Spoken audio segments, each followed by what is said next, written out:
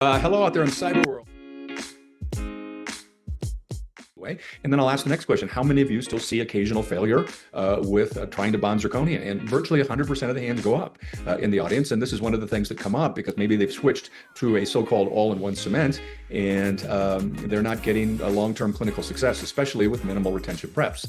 So I would strongly recommend that you use a protocol where typically we would sandblast the surface, and I would 100% recommend that if you are want to increase your adhesion with zirconia. I would apply a low viscosity MDP primer. There's several good ones on the market. Curare has one, Ivoclar has one, Bisco has one, Scotch Bond Multipurpose Plus work quite well, and I've tested all of them. They all test fairly similar. There's some subtle differences I don't want to get into now, but they all work with the sandblasted surface. Now, I would also add another thing. Those materials are fairly low, they're super low viscosity, and amazingly thin, and the cements are fairly viscous. I add a second layer on top of the MDP primer. So if I put the MDP primer on, which I would if I want to truly bond, and then I would add just your typical bonding agent. You can add a universal and evaporate the solvent that has a little bit of filler in it, maybe. You would not cure that, of course. And then you would put your dual cure cement on there. And that's how I do it. Now, the bond strengths that we typically got with that were around 20, 21, 22 megapascals. We'll be publishing this paper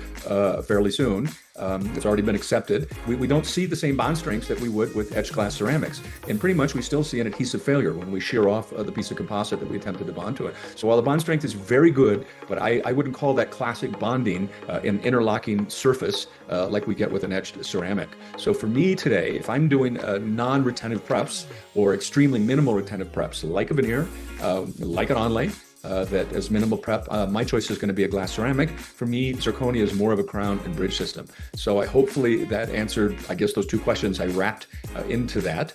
See you soon.